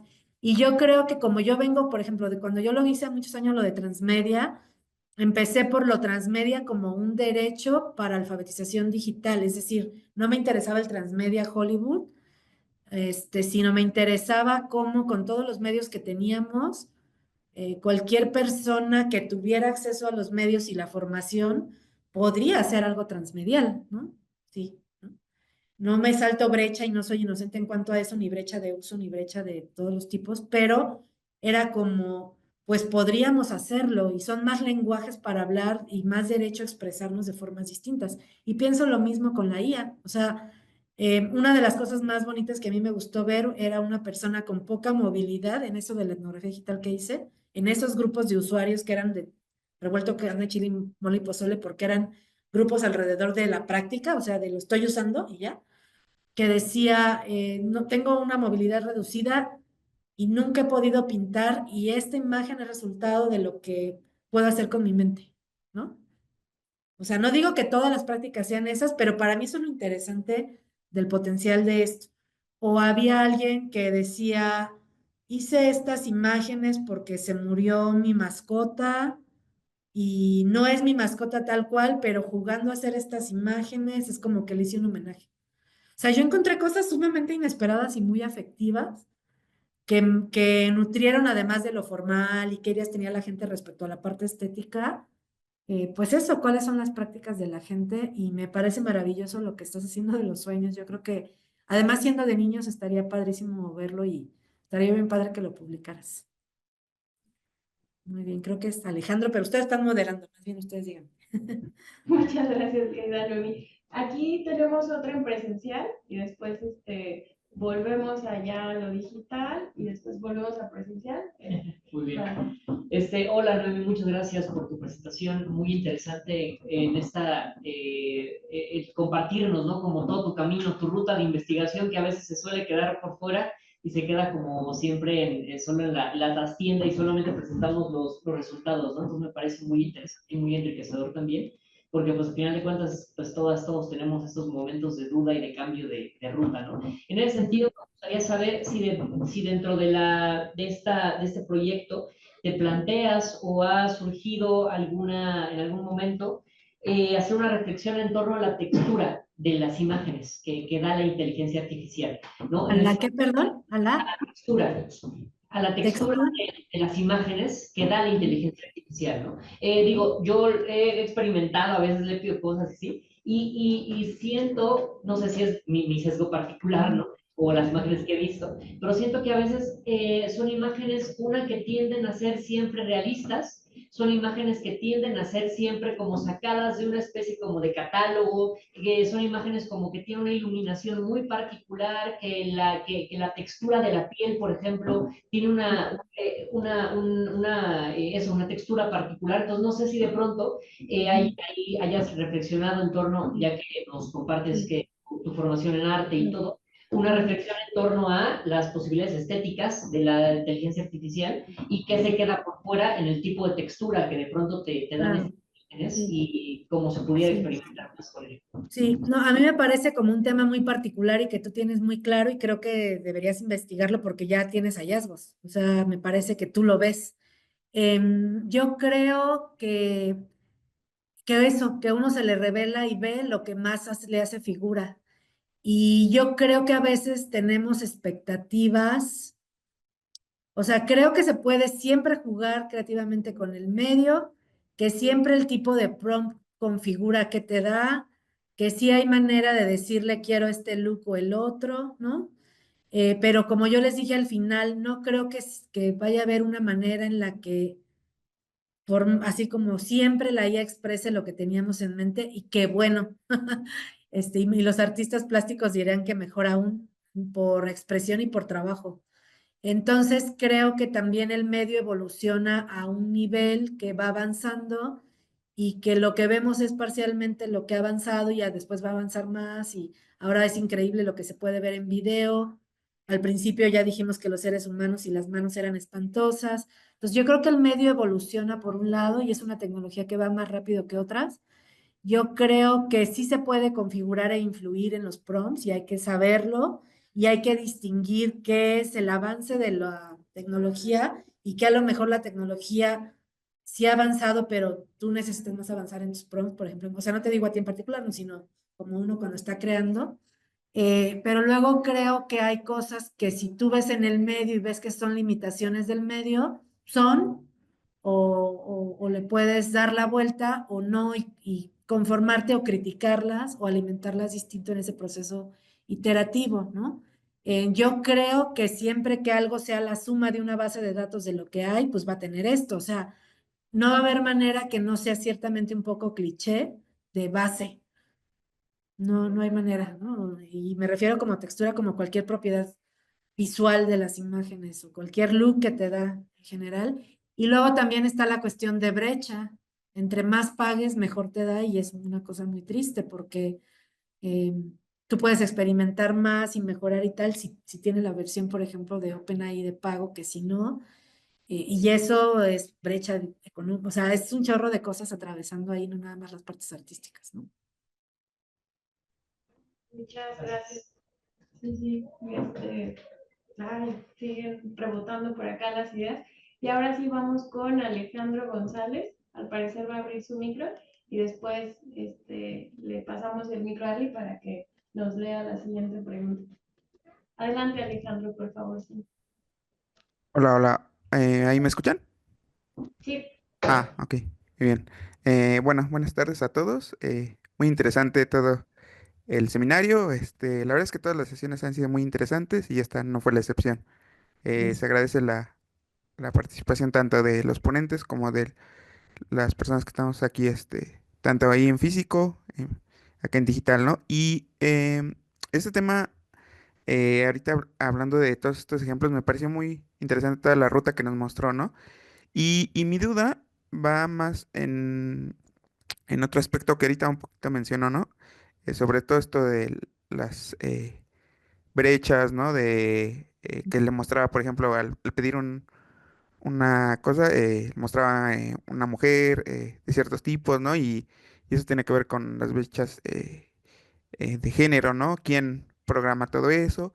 Y, y, y por una parte sí me parece que es importante saber todo eso y también de dónde se obtienen, ¿no? Las cosas. Y también sin mi inquietud va por si no también hay cosas en las que debería haber ciertos límites, porque en el ejemplo que mostró de cuando estaba creando una imagen de que la peinan a usted de niña y todo eso, no sé si también en otros ejemplos o más bien en otros casos que se pida algo similar, las inteligencias artificiales lleguen a abusar, digamos, y apropiarse de patrones, por ejemplo, de diseño indígena, ¿no? Y entonces, así como sucede con las empresas de moda que, eh, pues, con cierta constancia se denuncian, ¿no? Que se apropian de ciertos diseños que claramente son indígenas y que no necesariamente tienen una propiedad de una persona o de una empresa, sino que son más colectivos. Sí, la En apropiación este cultural. caso, ajá, como pues Ujú, tratar de que se evite eso o que al menos se reconozca, ¿no? No sé si por ahí ujú. ha Claro, pensado sí. sobre ello. Eso es Sí, todo, gracias. mira, es que yo creo que hay un problema ahí en dos vertientes, que es, si tú tienes mayor representación, vas a tener mayor apropiación. Es decir, la queja está siendo más sobre la invisibilización. O sea, la queja con la IA es, no se representan las culturas indígenas. Si tú le dices que te dé algo otomí, y yo ya lo he hecho, también lo he probado, no te lo da. Te da algo así como de Estados Unidos. Si tú le dices que te dé no sé qué, no te lo da, ¿no? Entonces, lo que se juzga es que eso implica que estamos invisibilizando la producción cultural de esas culturas. Pero si tú le metes, si yo agarro y voy a Mealco, que es uno de los municipios de Querétaro, donde hacen un bordado hermoso de origen otomí, que es muy de Amealco, ¿no? Y entonces a lo mejor me pongo a fotografiar todo eso y se lo pongo en el chat GPT gratuito y trato de entrenar y, no sé, ¿no? Junto a un chorro de alumnos que suban un chorro de bordados otomí, va a haber más representación, pero va a haber más apropiación. Entonces, yo creo que quienes podemos determinar, o sea, ahí sí creo eh, que como no es que tú lo des, o sea, es que sí hay una diferencia en cómo lo vemos en los diseñadores de moda y en inspiración, es la persona, o sea, si yo no a mí, así, ¿no? Yo amo el bordado de Amelco, sí lo amo, sí, y soy fan del bordado de Amelco y de la cultura que eso representa, ¿no? Si yo, porque lo amo y en mi producción artística quiero hacer algo que aluda y sea intertextual y sea un homenaje y voy y tomo fotos a mi algo y luego las subo a mi OpenAI pagado y a mi proyecto personalizado y tal, van a pasar dos cosas. Una, o yo lo puedo usar como diciendo, como soy fan, hago ese ejercicio de reflexividad, que es lo que tenemos que hacer siempre las personas investigadoras y veo cómo hacerlo un homenaje y no volarme la cultura de Amealco, no sé, ¿no? Con las muñecas de Amealco es clarísimo, la mentada Lelia ahora que anda por todo el mundo, que era conocida aquí como la muñeca María, nada más, así le decía, y puedo o hacer un homenaje a eso o volarme eso y ser irrespetuosa y además a lo mejor vender, ¿no? Hacerlo una imagen y ahora lo vuelvo camisetas con ella y las vendo en el centro de Querétaro. Ese es mi problema. O sea, no es que yo quiera hacer inocentes a las plataformas, con las plataformas como OpenAI, Facebook, o sea, Meta y todas, el problema, o sea, hay que ser demandante, hay que ser lo más ciudadanos posibles, hay que luchar por gobernanza de la IA, ¿no? Pero luego está la ética de quienes usamos y creamos, y en este nivel, a lo mejor, no es así como que entonces si la IA tiene la plataforma, ¿y quién es la plataforma? ¿Y quién es el culpable? No, es como la ética de usuarios de cómo usamos y qué usamos, para qué lo usamos, y también no hay que hacernos como, O sea, si la culpa queda en las plataformas o la responsabilidad es no, pero no creo que sea, no le metas nada del bordado de Melkor, ni métele un montón para que haya representación. Creo que es imposible que o no esté o esté, y que una vez que esté representado, quienes vamos a tomar las decisiones de qué hacemos con eso, siempre somos los usuarios, aunque te digo, yo no soy de la idea de culpar o responsabilidades a los usuarios sin responsabilizar a la plataforma. Solo creo que la dimensión y el tipo de responsabilidades éticas son diferentes y siempre están las dos. Muchas gracias, querida Noemí. Creo que este último punto que mencionas viene a ensamblar, como articular varias de las inquietudes que hemos tenido desde la primera sesión sobre dimensionar las responsabilidades y separar, por un lado, como agentes, como personas usuarias, y frente a ello las empresas, el Estado, los gobiernos, lo cual se hace todavía más complejo. Y pasamos a una pregunta que iba, por favor. Tatiana Estefani dice, te agradezco mucho esta presentación en la que has otorgado un lugar relevante al proceso dentro de las lógicas investigativo-experimentales. Creo que muchas veces en la academia no transparentamos tanto esas experiencias de ensayo-error, de duda, de modificación de enfoque, de ir aprendiendo en el camino. Es muy rico escuchar los aprendizajes que esos procesos generan y también cómo, de alguna forma, vamos lidiando con los rechazos en la academia, siendo resilientes en el proceso. Gracias Luego, por el comentario. Ujú. luego Uriel Loza pregunta, ¿consideras necesario practicar o tener más conocimientos de prompts para las imágenes para disminuir el sesgo digital? Sí, o sea, yo creo que cuando vamos a hacer crítica tenemos que usar, porque si no criticamos desde una postura que no es desde la práctica, sino desde lo intelectual, pero me parece soberbio hacerlo. O sea, no me parece que debamos ser acríticos, pero la crítica que no es del uso y que se reniega al uso siempre me parece soberbia, y lo confieso, y a lo mejor hay quien me lanza 2 jitomates por eso. También es un posicionamiento no usar la IA, y quien no la usa por cuestiones sustentables y por otras razones que también son muy respetables, yo igualmente podría diferir en algunos aspectos, pero la respeto. Pero cuando criticamos desde arriba sin usar, no me parece bien, porque creo que para criticar bien o mal, tienes que entender cómo funcionan las cosas en tecnologías, al menos, y si no lo haces, no, esa dimensión queda incompleta, o sea, podrás tener un marco teórico riquísimo, pero no hay práctica.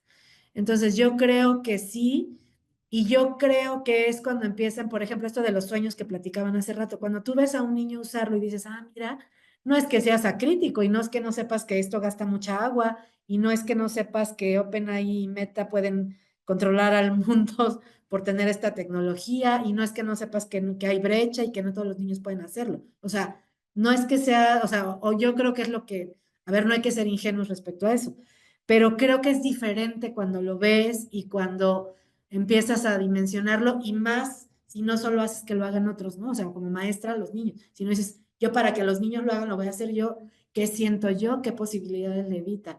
Y la parte técnica, a mí, aunque no crea esto de los humanistas, necesitaríamos convertirnos en ingenieros, o sea, yo creo que cada quien puede estar en su terreno y eso está muy bien. Sí creo en la interdisciplinariedad y en cruzar tantitos puentes. O sea, decir, yo para lo de chatbots tengo que entender cómo funcionan los modelos, y para este proyecto los modelos de lenguaje, para poder decir, ah, es que no es que la IA me entienda, por ejemplo, las emociones, ¿no? Es que ya entendí cómo se entrenó basado en conversaciones de conflictos, de divorcio, de luto, de pérdidas, tal, que fueron sacadas de redes sociales, y que entonces cuando yo pregunto, cuando yo le pido, oye, me siento fatal hoy porque corté con mi novio, ¿por qué me contesta o no? ¿No? Porque puede haber unas mejor entrenadas que otras, tan empáticamente, ¿no? Y siento que entonces es que siente la IA, y entonces poder decir, podrá parecernos inocente porque estamos en un seminario de ustedes, pero para un adolescente, para una persona mayor, que sienta que, no sé, su IA está representada además con un avatar que le cuenta cosas así tipo Alexa, ¿no? Y que le contesta sobre su vida y es bien amable y tal, pues claro que hay cariño y hay afecto y hay cosas que pasan. Entonces, si nosotros queremos entender por qué sucede eso, tenemos que practicar y entender por qué nace el afecto, pero también entender la parte técnica de qué es la parte económica, técnica de plataformización que está condicionando esa experiencia. Entonces, yo creo que si investigamos cosas de IA, tenemos que meternos con uso y práctica, con tratar de entender lo más posible la parte técnica dentro de nuestro campo, pero sí, y con siempre tener en cuenta la parte económica y de negocios, que sería la plataformización, para cruzar todas las investigaciones como en la dimensión práctica, usuarios, ética reflexiva, plataforma, interfaz, y entonces hay que entrarle a todo y hay que usarla, porque cuando uno la usa, todas esas las ves ahí. O sea, tú cuando la usas ves cómo es la interfaz de ChatGPT y luego también ves qué te pasa con los prompts y luego ves si te sale un anuncio y luego, pues todo esto que parecen dimensiones muy separadas en la práctica está atravesada por todas. Wow, muchas gracias, querida Noemí, también por esa respuesta. Y vamos con otro en el chat, después volvemos a presencial. Tenemos aquí una participación en espera de que nos dé tiempo para esa última cuestión, esa última pregunta. Uriel Carrillo dice, buenas tardes. ¿Consideras algunos riesgos ante la creación de imágenes con IA basados en la división de lo real y lo imaginario fuera del ámbito del arte o la cultura? ¿Qué tan fiables pueden ser las creaciones de imágenes de representación social basadas en descripciones históricas o con poca evidencia visual? ¿Esto no generaría en sí una representación inadecuada y sesgada?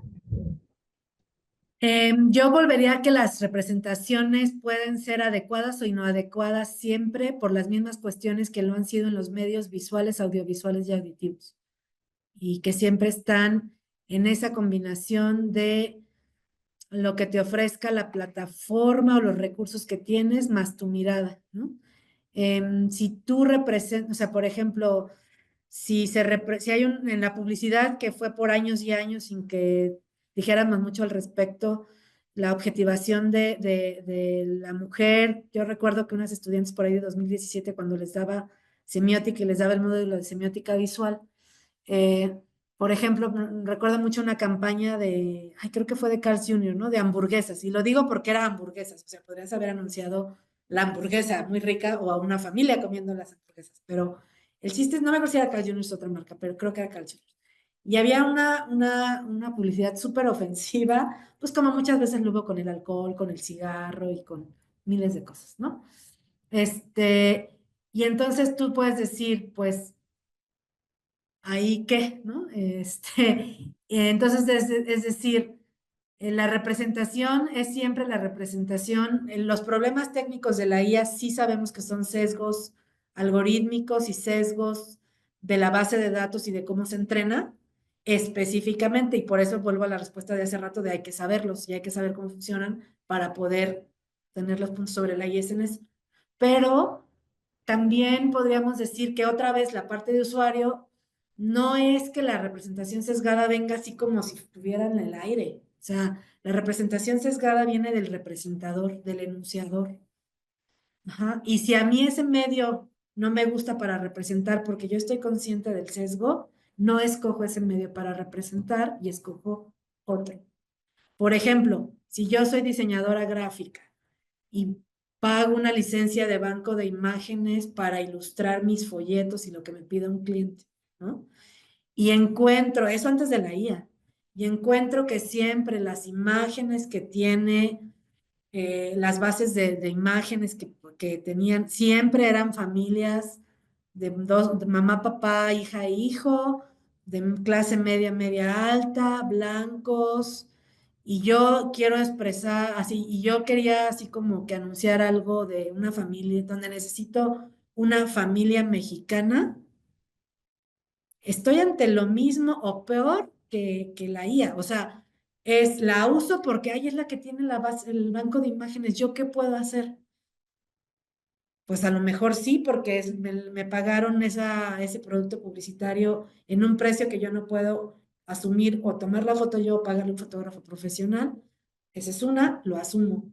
Otra es, le digo a mi cliente, oye, ¿no me podrías pagar o quieres pagar? ¿No? Lo visibilizo al menos. Otra es, pues, la tomo. Otra es, mejor no la tomo y expreso el concepto no con una foto de una familia mexicana que está mal representada. Hoy diría, a eso súmenle la IA. Si yo le pido la imagen a la IA para ahorrarme el banco de datos de imágenes y me genera una familia súper estereotipada, o cambio yo el prompt, o voy y saco la foto, o hago algo, pero a lo mejor y curiosamente le podría decir, quiero una familia mexicana con estas características y representar en ese folleto algo distinto. Yo lo estoy haciendo con proyectos de neurodiversidad, por ejemplo. Y sí, y estoy usando la IA por eso. No me pongo a defensa de la IA, sino vuelvo la responsabilidad siempre es nuestra. O sea, no la de las plataformas, no la de los sesgos que no podemos evitar, no la de los algoritmos que no podemos ver, pero la de los diseñadores de contenidos como usuarios es nuestra. Excelente, muchas gracias, Noemí. Y por acá cerramos con una participación más. Sí, a mí me quedaba una duda de lo mero que dijo al inicio, ¿no? Que mencionó la parte de la ciencia ficción, y justo me quedaba con esa pregunta, ¿no? ¿Qué tanto nuestros miedos y precauciones que estamos teniendo sobre la IA están construidos sobre narrativas de ciencia ficción, ¿no? Y si es así, si son menos o igual de válidas, ¿no? Esas preocupaciones solo por venir de narrativas ficticias, ¿no? Y por otro lado, me quedaba con, tal vez como, sí, con la reflexión de consultar guías para utilizar la inteligencia artificial, ¿no? Porque yo recuerdo que había programas como Word o cosas así, que tenían una guía muy específica, ¿no? Que casi siempre venía al inicio y que no se encuentra o no es como muy accesible a inteligencias artificiales. Básicamente, si tú entras a una, lo primero que te encuentras es meter el prompt y ya, ¿no? Nunca te dice cómo. Y hace poco vi justo una conferencia de un programador de OpenAI que lo menciona cómo obtener mejores resultados a partir de la construcción que hicieron del código, ¿no? Y eso me lleva también como a pensar en el papel que podrían tener las universidades para romper esa brecha que mencionaba, sobre todo económica, ¿no? Porque yo recuerdo que yo nunca tuve ninguna aplicación de la paquetería de Office pagada y en su versión completa hasta que entré a la universidad que me la dio, ¿no? Con mi correo institucional. Entonces justo me quedaba con esa parte. Sí, mira, yo creo que la parte de ciencia ficción sí alimenta los imaginarios, creo que para bien y para mal, otra vez porque lo que tenemos que hacer es complementario y es alfabetización. Creo que la ciencia ficción, a mí lo que me encanta es que al ser ficción especulativa, pero se plantea hipótesis para criticar a la ciencia y la tecnología, es una excelente manera de crítica, ¿no? De crítica social, artística, visual, y que en realidad casi siempre anticipa cosas que por eso luego decimos, ¿cómo que ahora ya GER existe, no? O sea, ya está pasando lo que pasaba en GER, pues porque fue una hipótesis acertada de alguien que, sabiendo cómo eran la tecnología que luego todos adoptaríamos, ya se planteaba qué problemáticas podría haber. Y me parece además una excelente manera, a lo mejor de, por ejemplo, en educación, entrar a clase para discutir estos temas con una serie y lo que puede generar después. Lo que pasa es que creo que se mezclan cosas, es decir, tú puedes tener cosas que dices, sí, estamos viviendo GER en cómo la gente usa los chatbots y a veces se enamora de sus entes artificiales que creó, ¿no? A la par que dices, claro, en otra historia la inteligencia artificial domina el mundo y chalala, y se le asumen un chorro de propiedades que no tiene la inteligencia artificial per se, al ser como, si tú estudias precisamente la cuestión de cómo son bases de datos, de cómo es estadística, de cómo funcionan los algoritmos, los transformes, y entre más técnicas, cuestiones técnicas sepas más, Y más o menos, porque cuando dices, bueno, pero si esto y de veras avanza a la inteligencia artificial general, o llegamos a la singularidad, que ya ha sido un planteamiento de algunos autores, pues a lo mejor estaremos en otro momento y diremos, ah, caray, eso también sí era cierto, ¿no? Y esa es la tensión y el miedo. Pero creo que yo terminaría pues esta pregunta y así que la conversación con eso, porque es la alfabetización, porque entre más sepamos, más podemos hacer hipótesis de cuándo esas narrativas están alimentando justamente y cuándo nos están dando miedos tontos, la verdad. Y es lo mismo que dice respecto a lo otro, es si más conocemos, más sabemos cómo usar. No vienen con guía, pero yo creo que ese es el rol de la educación en medios, es decir, quienes nos hemos dedicado a investigar educación en medios o lo hacemos actualmente, pues tendríamos que, pues a lo mejor generar esas guías, ¿no? O así como decir, a ver, en una IA, aspecto 1, aspectos del prompt más técnicos, aspecto 2, aspectos de representación. Si te da una representación sesgada, cómo notarla, cómo corregir tu prompt, cosas así. Ese es un trabajo que hay que hacer. Un poco lo que hace quien comentó lo de los sueños es una cuestión aplicada en la que ya hay para qué se expresa y se podría complementar, no sé, como con enseñarles a los niños después sus dibujos y cuestionar representaciones si las subo y hacer mejoras, ¿no? Y yo creo que esas guías son así. Yo lo que estoy haciendo es un proyecto propio de un emprendimiento personal y solidario que se llama Aprendiz, donde tengo la línea de educación en medios e inteligencia artificial y a partir del verano voy a abrir concursos de ese tipo, ¿no? Donde vamos a trabajar un poco lo que yo les enseñé hoy, así, pero como para profesores de primaria, secundaria y prepa prioritariamente, como para que esas cosas sucedan, pero no tengo guía, sino capacitación, porque creo que se necesita no un manual al lado, sino capacitación. Muchas gracias. Muchas gracias también. Totalmente de acuerdo de este lado. Varias personas asentimos. Y vamos a cerrar ya solo con una pregunta más, considerando el tiempo y porque el plagio es una cuestión que aparece constantemente con estos temas. Entonces, vamos con la pregunta de Evelyn. Una disculpa a Jonathan que ya no pudimos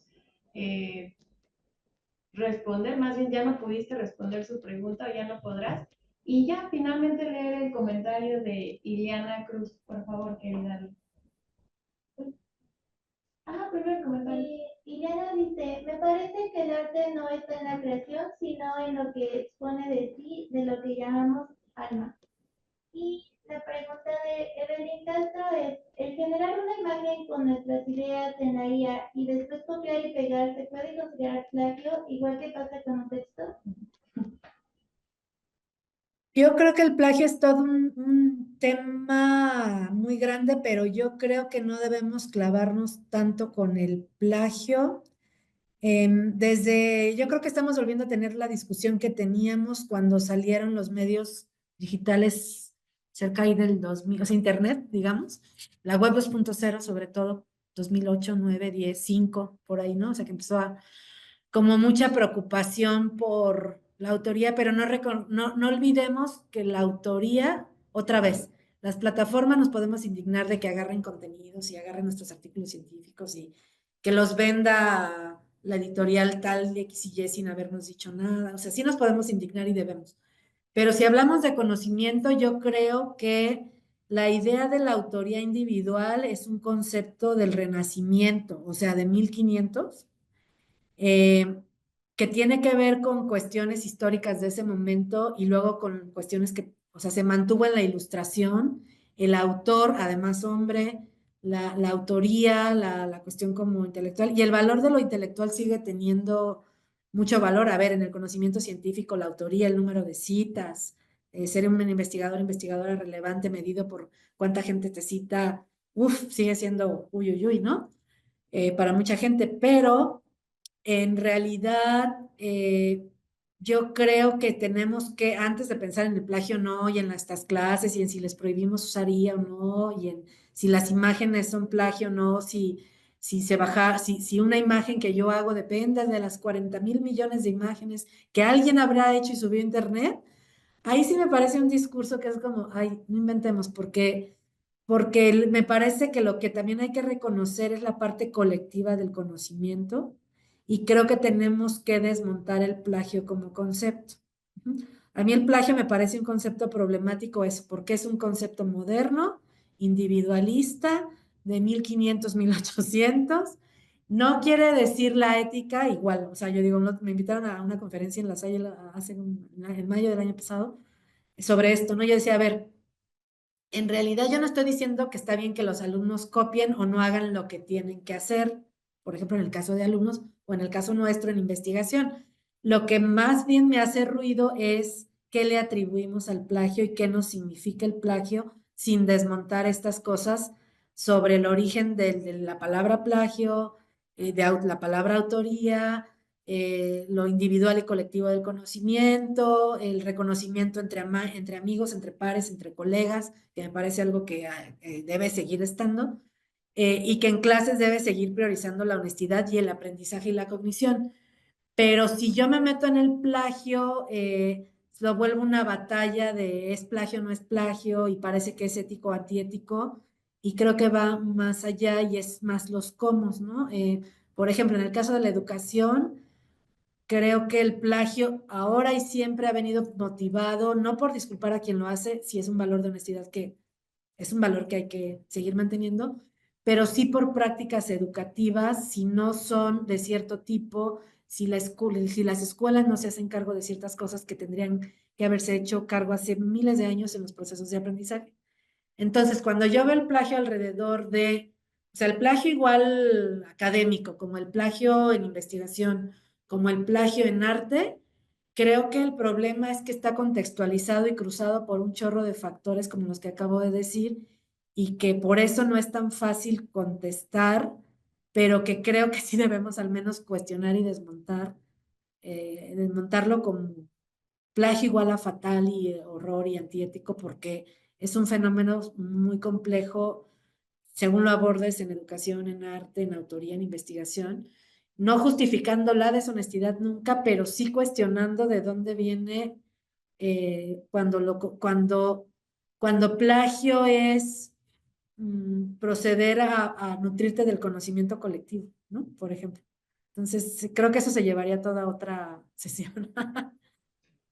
Totalmente. Cuando estamos plagiando, qué significa. Y yo rescataría algo de lo que nos comentaste hace rato, Noemí. Si vamos a hacer crítica, hay que hacerla desde el uso.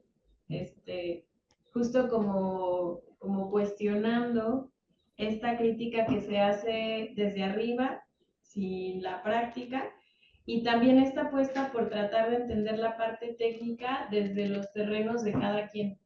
Y de ahí lo importante y lo rico de este tipo de espacios, que no recuerdo si es en la siguiente sesión o en la que viene, vamos a tener a una programadora, entonces nos va a ayudar bastante esa presentación para ir integrando todas estas críticas.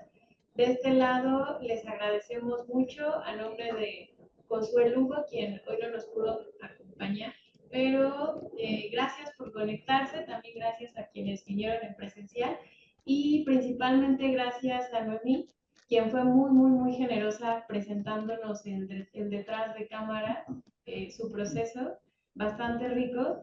Nos llevamos muchas, muchas dudas, querida Noemí, y esperamos que nos sigamos encontrando en otros espacios. Claro que sí, es con mucho gusto como siempre. Pues muchas gracias de nuevo por la invitación, por el tiempo, por las preguntas. Incluso como no veo, si luego me puedes pasar el chat, me encantaría porque como sea me gustaría verlas y saber que a mí también me nutre esto en la investigación, ¿no? Que cuando ya publicas estas cosas, incluso salga con qué realmente le interesa a la gente, ¿no? Y qué le cuestiona, ¿no? Muchísimas gracias nuevamente. Coman rico. Adiós, igualmente, Gracias. provecho.